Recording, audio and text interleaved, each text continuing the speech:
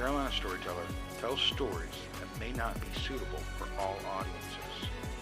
Listener discretion is advised. Stay spooky, my friends. Hi, folks, and welcome back to the Carolina Storyteller. I'm your host, Jonathan Phoenix, the Carolina Storyteller.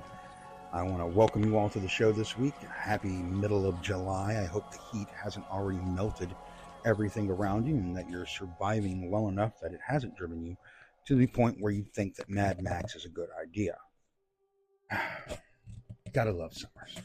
Anyway, before we get started in today's story, just want to remind everybody to be sure to like and review the podcast. It's how other people find the Carolina Storyteller and can learn about the great stories that I'm telling you, like today's story. You can also find out more about all of my stories by going to www.thecarolinastoryteller.com and be sure to get some of my merchandise, check out what's going on with the podcast Valmont, all kinds of other things. Enough about that. Let's get on to talking about today's story. We're going to the lovely city of Charleston, 20 miles from me, basically my hometown. I've been around Charleston since the mid-1980s and grown up in the Low Country and the Grand Strand on the coast of South Carolina. And I got to tell you, the city is beautiful. It really is. It's, you know, as much as I complain about living in South Carolina, there's one fact that I can't deny, and that is Charleston has beautiful architecture. It has a beautiful coastline and harbor. The nature out here is absolutely amazing. There are sites like the Angel Tree. It really is a beautiful place. And one of the many things here that is just a sight to see is in the historic district of Charleston. Remember now, Charleston dates itself back to the mid-1600s. It was actually founded west of the Ashley, but as they were setting everything up, they looked over at the peninsula where Charleston is today and said, no, we're going to set up in there. And of course the battery was created, and the old city was created, and the French Quarter of the old city was created. I did not know any place other than New Orleans had a French Quarter, but it turns out old cities like Charleston and Savannah actually do. So that's something for all of you to know. There's a French Quarter in Charleston. And in the French Quarter, there is a series of houses that all are multicolored and pastel that are called Rainbow Row. I think it's like 6 houses in a row together, and there's like a yellow and a green and a blue, and there is a pink house. The pink house is the reason for today's story. The pink house was built sometime in the late 1600s, early 1700s. We don't have an exact date, but the first change of deed was in 1712, so it was before 1712.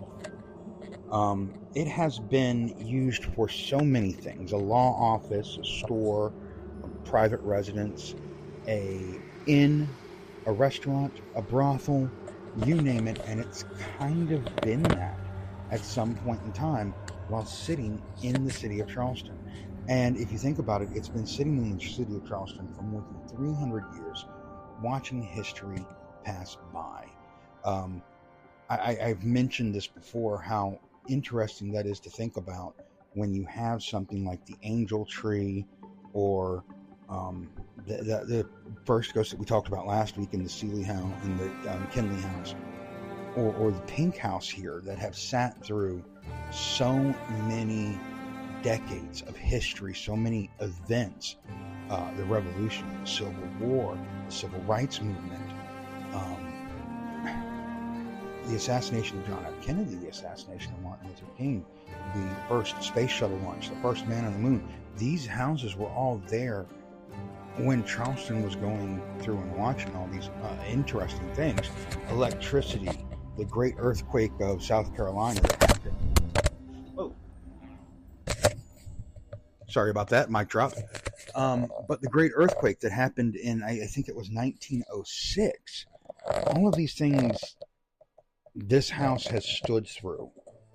for hundreds of years and has borne witness to. I think that is incredible when you think about it. But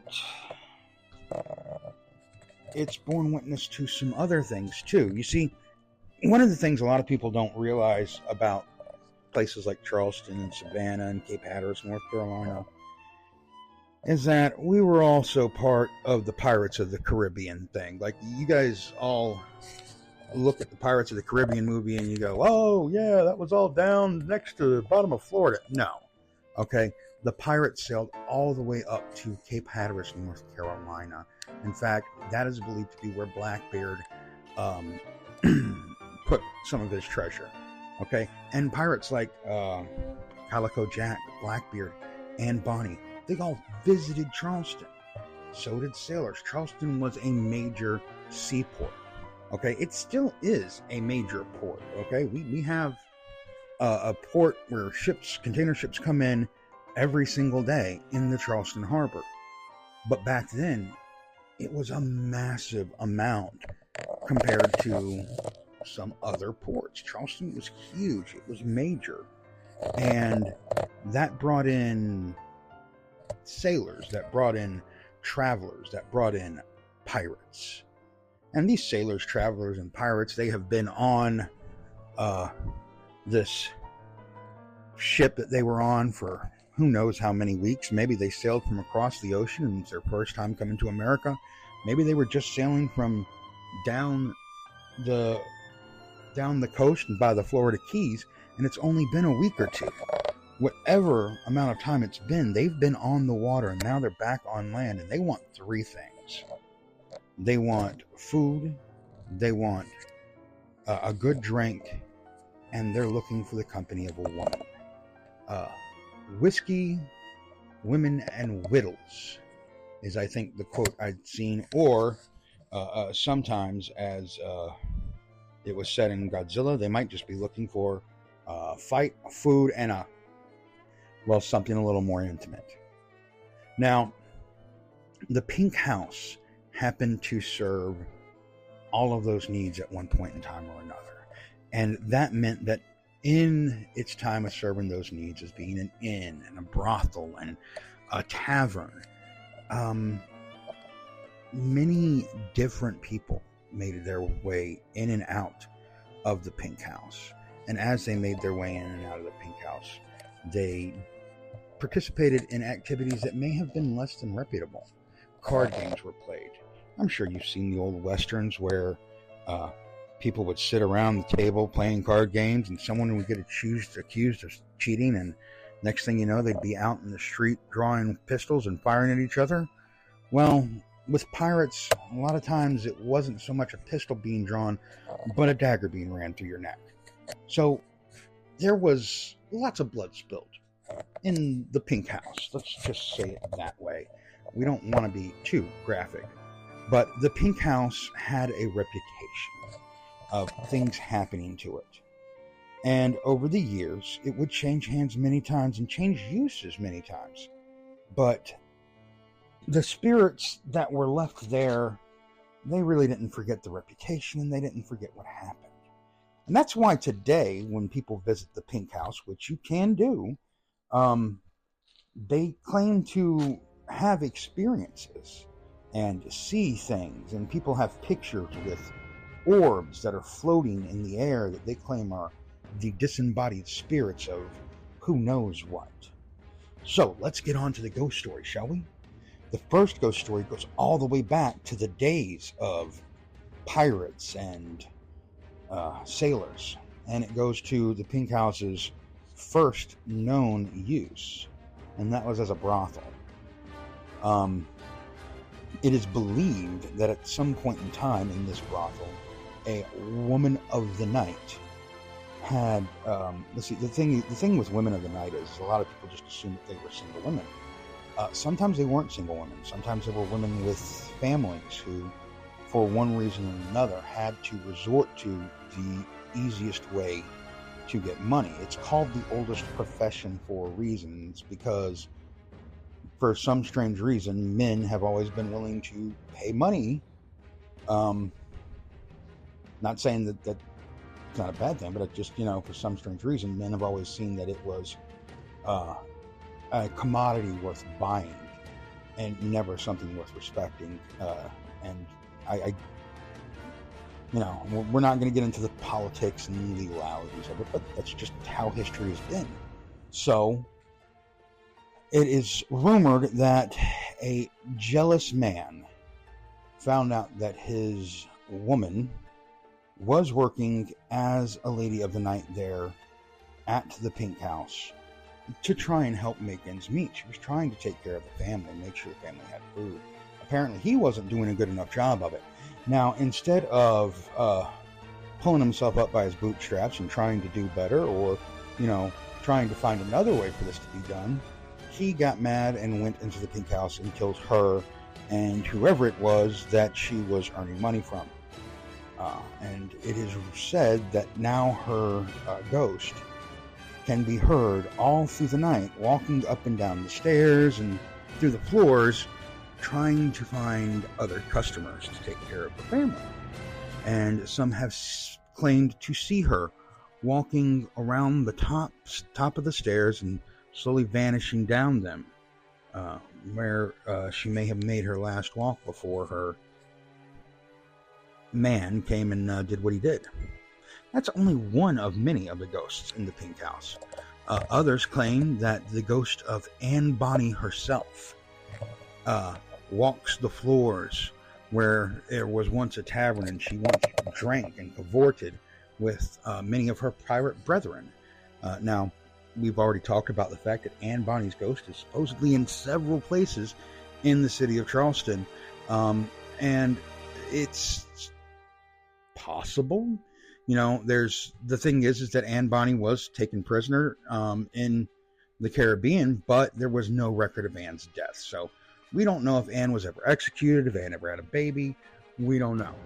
But we're not going to get into that. We're going to get into the ghost story that says that Anne Bonny can be seen some nights walking around the tables in what was once the tavern part of the Pink House. And sometimes she will sit in the chair as if she is playing cards with her fellow pirates. And lastly, there is supposedly a pirate captain, unknown, who can be seen in front of the Pink House, where he was supposedly slayed by a mutinous crew shortly before they left port.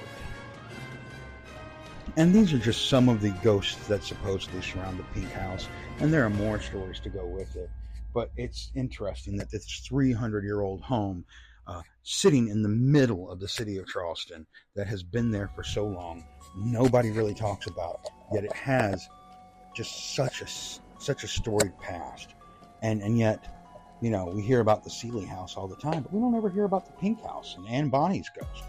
I feel like it's a disservice to this beautiful piece of architecture that has stood for 300 years and holds so many different spirits that are just waiting for you to come by and say hello.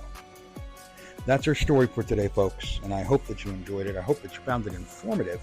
I hope that if you are ever going to visit Charleston, you do take the chance to go and see Rainbow Road and perhaps visit the Pink House.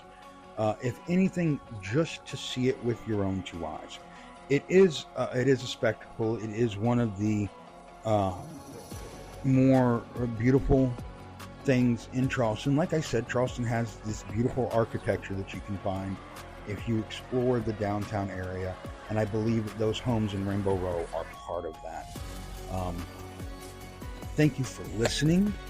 Again, I want to remind everybody while we're here to like and subscribe, share this so that everybody can hear it. If you're on YouTube, share the YouTube video.